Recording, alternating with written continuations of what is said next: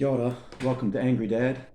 We're going to have a look at the All Black versus Ireland quarter-final game.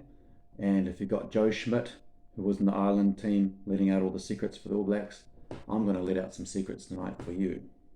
Okay, the first way that the Irish could target the All Blacks is up front. We're really hot on the idea of Tyrell Lomax starting at one. He's a really good scrummager. He hasn't scored any tries, so he's obviously a good scrummager, but he is a bit injury prone. He went off against Uruguay and he was spiked by, he got a sprigs in his leg and needed stitches against South Africa before the tournament.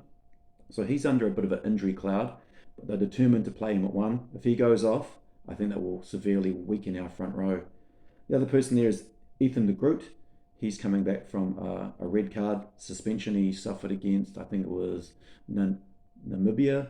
He was on the field for like 10 minutes. He scored a try and then managed to get himself a red carded. So he might have a little bit of an issue there with his tackling technique, which makes him susceptible to cards. And I did notice in the French game, he maybe the ball was slippery. I'll give him the benefit of the doubt. But against the French close in, he managed to spill the ball a couple of times and miss out on a try.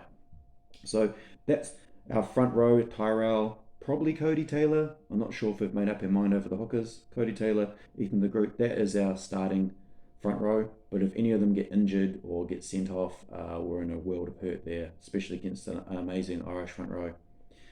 Secondly, our midfield. Our midfield has kind of been cobbled together over the last few years.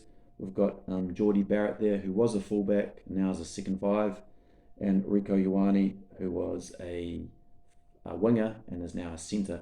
So I think the Irish could really target our midfield. They have been there for a while together. They are really fast, really skillful, really dynamic, but it's not their first choice playing position. It's almost like they've chosen those positions just so they can be in the All Blacks, or maybe they're doing it to test themselves, but there's a weakness there. It also leads to another weakness, who to put in reserves, because of the Jordie Barrett Ioane dilemma, and Barrett was also injured coming into the tournament.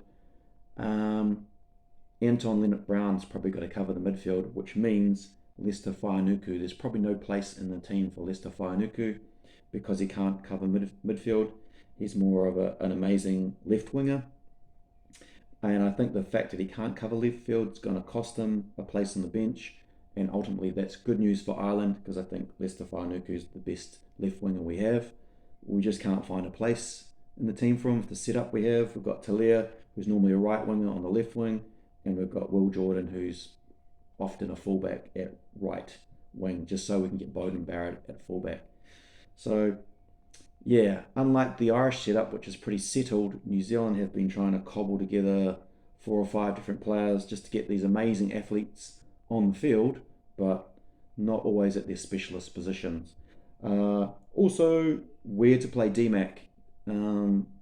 Is Damian McKenzie going to come on for Richie Mo'unga, or is he going to come on for Beauden Barrett? I'm not sure if anyone knows what's going to happen there. I think DMAC's got to be on the bench, but does he come on for Mo'unga if he doesn't have his kicking boots on, or does he come on for Beauden Barrett if Beauden Barrett's kicking game is not going well?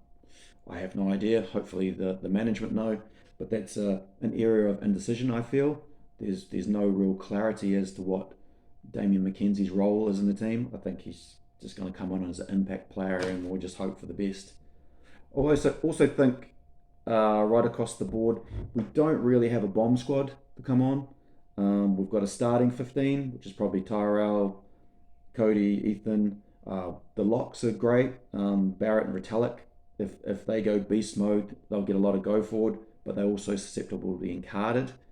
Frizzell adds a lot of go forward and great in the line-out. Artie Sevilla, well, he speaks for himself. If he's got a great game, if he's feeling it on the night, he'll have amazing go forward. And Sam Cane, I haven't been a big Sam Cane fan, but after seeing Dalton Papali'i in the role, I'm thinking maybe we need Cane's experience in the big game. He's got 88 tests, 80 test points. Why not have Cane as a captain and Savia as a captain? Why not have double captains on the field when you really need it? And then Probably our super sub in the forwards would be Whitelock. If Whitelock came off the bench for his 151st cap, that wouldn't be a bad shout. But apart from Whitelock coming on, I think we have a weakness up front when the props come on, and I think we have a weakness in the loose forward trio. If anyone has to replace Frizzell, Sevilla, or Kane, I think that will weaken our pack. So, yeah, the Irish tackle really hard, and we get some injuries in the forwards that will really play into Irish hands. Um, and that's about it. You can probably see other things there yourself. Let me know in the comments. Smith will obviously start. Do we use Roygaard or just use Smith the whole time? Unknown. I think that is about it. So the four main areas again is our front row is either going to come off or be a weakness and we'll get penalised out of the game. Our midfield is a little bit susceptible. They're fast, but they don't always come off. We don't have a bomb squad to bring on. We don't have impact forwards except for Whitelock.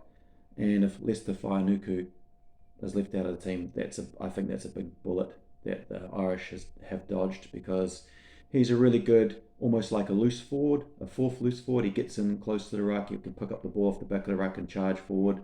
He's not afraid to come into the back line. He's not afraid to. He's actually got quite a good kicking game, quite a good left foot. So, yeah, I think Leicester Nuku being left out of the team will be Ireland's gain, and our inability to know where to play DMAC will be Ireland's gain. And if Tyrell Lomax goes off, then yeah, our scrum will be under a lot of pressure, and I'd say Ireland will be able to exploit us there.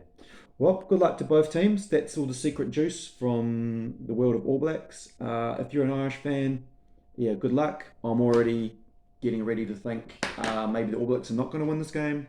And all I can say is Ireland do beat us. I hope we give them a really good game. It's like the South African game where we push them right to the edge, where we have a chance of winning. But if we do lose, then Ireland, get a last minute try or a last minute kick. And if Ireland do win, then they go on and win the semi-final and then win the final. So I think that would be great for World Rugby. All right, good luck for both teams.